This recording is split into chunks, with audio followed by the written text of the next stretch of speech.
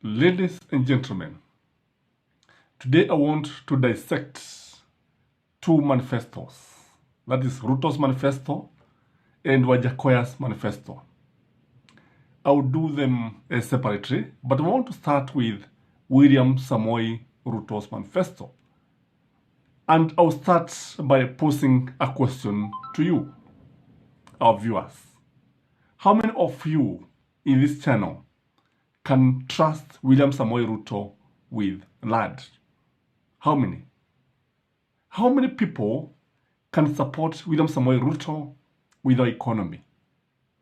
How many can support this man with the instrument of power in this country? When you look at William Samoei Ruto, you realize that he has the problem of trust, because we normally say that the past explains the present. If you look at his past, there's nothing that you can admire. If you look at his past, you realize that he has not done anything for this country. Hajawahi kupigania chochote. Si kupigania haki za wananchi, si kupigania ukweli. What he has been doing ni kwamba amekuwa akiwakandamiza wananchi kwa miaka mingi. Since 1992, when he was the Secretary for Youth for Can 92, which was almost a terrorist group that terrorized the Second Liberation heroes, akina Matiba, akina Rubia, akina Raila, akina Karua. These guys were badly terrorized by YK92. Again, when you look at this man, you realize that his priorities are upside down. What he's saying are things that cannot work. 90% of Ruto's promises, when you look at them, you realize that they are false promises. They are never fulfilled. And this is one man who can promise anything. Remember the story of the stadiums? In 6 months' time, we are going to do this and this. Remember the story of the laptop? And you see the same people whom you lied to, ukawadanganya ya kwamba utanunulia vinaitwa vikpakatalishi, the laptops, up to date, they have never been delivered. The same people ambao iliwadanganya kwamba utawajengea stadiums, even today you have never delivered this. So Ruto is bad news. It's bad news because wakati ambapo waliunda serikali na Uhuru Kenyatta, he was given 50% of the government. And what I normally say is that ikiwa kuna mtu ameharibu uchumi wa nchi hii ni William Samoei Ruto, kwa sababu treasury is everything. Unapoangalia utaona kwamba Henry Rotich was appointed by none other than William Samoei Ruto. And hawa ni watu ambao walipora pesa nyingi sana. Mpaka leo, he has a case to answer in court. Again, when you look at the energy docket, Ketel, not Alfred Ketel, I can't remember the other name, this guy, but remember it was Ketel, was given the energy docket. Na hani watu ambao walihujumu uchumi wa nchi hii. Gharama ya stima ikapanda, and then remember they are the same people who brought concrete poles, electric poles, ndio waweze kuiba. Na mpaka wa leo, I understand, we have in excess of millions and millions of these electric poles. Na unapojiuliza kwa nini walifanya hivi, utakuta kwamba walifanya hivi ili kuihujumu nchi, ili kuipora nchi. And these are the same people who are coming up, pretending to be angels, to save the hustlers, to save me and you. Na tunajua kwamba when you even look at the agriculture docket, Mwangi Kijuri was under William Samoei Ruto. And kama unavyojua, the agriculture, kilimo kiliharibika kabisa, uchumi ukaharibika kabisa kwa sababu ya watu kama hawa. Again, you remember very well that when it comes to the budget committee, it was Ishongwa. Kimani Ishongwa is the one who has been chairing this committee for so long. Hadi watu ambao tunatarajia ndio ambao watabadilisha uchumi wa nchi hii. Hao ndio watu ambao tunafikiri wanaweza kubadilisha uchumi. Na again, when it comes to the chairing of the committee, the organization that decides where the money will be spent, it is chaired by none other than William Samoei Ruto. And I remember this year, I think he chaired the same.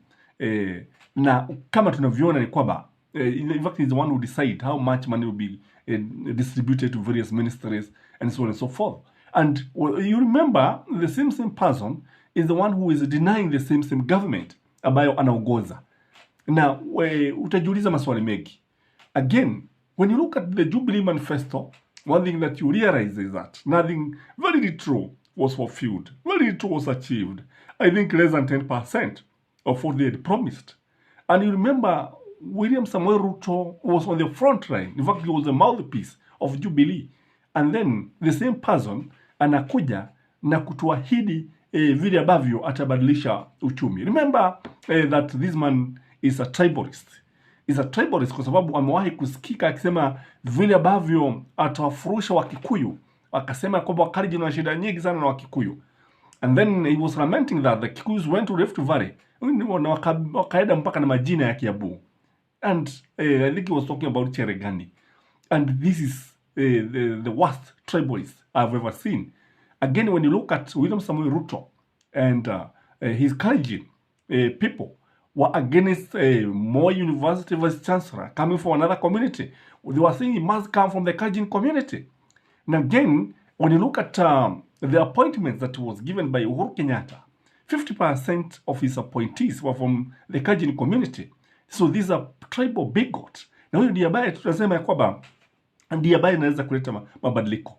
Kwa hivyo hii manifesto yake ni kitu ambacho hatuwezi tukakiamini. Ni manifesto ambayo tunajua inalenga tu kuwahadaa wananchi ili wampigie kura. Ruto is also leading a flock of grabbers and very corrupt guys. These people with court cases, people who have been associated with all kinds of things. In fact, you know, even today, Sakaja degree was rejected, was denied by none other than the Teams University from Uganda. They said they have nothing to do with this. And according to them, they don't offer that degree, especially in external studies. Yes, they offer in science and management, but not in external studies. So Sakaja is a liar. Sakaja has a case to answer. So that degree was withdrawn. And kwa hivyo hawa ni watu ambao sasa tunatarajia ndio watatuongoza. Na ndio ambao hata when they're supposed to be people of integrity, ndio wanaonyesha wengine vile ambavyo watu wanafaa kutumia njia za mkato ili kuhakikisha kwamba wamenyakua uongozi. Again, when you look at this manifesto, it lacks clarity. It has nothing to offer. Hakuna chochote kile ambacho tunaweza kusema wanaweza kufanya. In fact, it fails to fire the economy in any way. Unlike Azimio, unajua Azimio wako na mambo mengi ambayo ukiangalia utaona kwamba wakifanya hivi ndio uchumi utaamka mara moja. Lakini unapoangalia hawa utaona kwamba hakuna chochote ambacho wanaweza kufanya. Again, it doesn't talk of tackling corruption. Ni wapi ambapo umesikia akisema vile ambavyo hata watakabiliana na ufisadi. You see, you cannot trust a hyena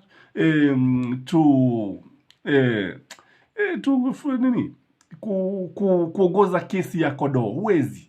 Ni lini haki inaweza kupatikana ikiwa fisi ndiye hakimu, kodoo ndiye anashtakiwa? It is not possible. You cannot trust a leopard ndiye atachuga buzi. Haiwezekani. And again, when you look at the problem is that there are so many promises. Too many. Kila kitu ni ahadi. Si afya, si elimu, si nini. Ahadi. Unajua ahadi ni deni. Lakini sasa ni nani ambaye analipa deni? You know, people who lies, they don't even feel ashamed of repeating what they lied. Now, this is what I can see. Again, it lacks the way of implementing. How is it going to be implemented? Ni mambo ambayo tu wanaongea bila kueleza vile ambavyo wanaweza kutimiza haya mambo. So when I look at what is happening here, I can see a big problem. You cannot compare this to what I'm going to analyze shortly, the radical approach that is being applied by Wajakoya. And again, ukiangalia tunaona kwamba it is just being outshined. It is being overshadowed by Wajakoya, because Wajakoya is coming out as somebody who is serious, somebody who is thinking without the box. And if you are there for the first time, you have not subscribed to this channel, take a minute, subscribe to our channel. And for our subscribers, kindly like this video, comment, and let us know where you're watching us from. Let me know what you think about this manifesto, because as far as I'm concerned, this is what Ruto has been saying all along in the campaign. There's nothing new. There's nothing new. And that is my take. Gashi Skyman, the tallest man in Black Africa. Bye-bye.